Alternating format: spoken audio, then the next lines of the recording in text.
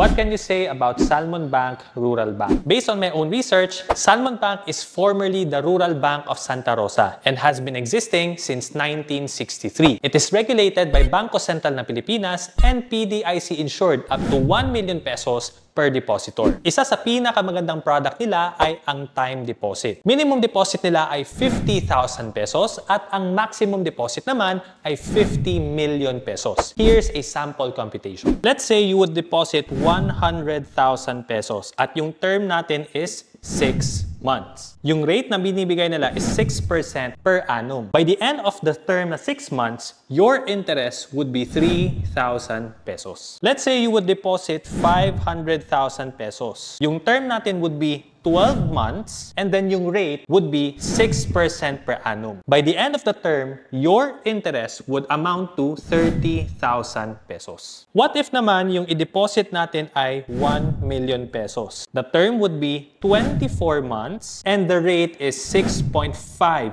per annum. By the end of the term, yung interest na makukuha mo would be 130,000 pesos. Take note that the interest earned is subject to 20% withholding tax. The amount that you see here is gross earnings, not net. So if you want to try Salmon Bank's time deposit, check the link in the comments or bio.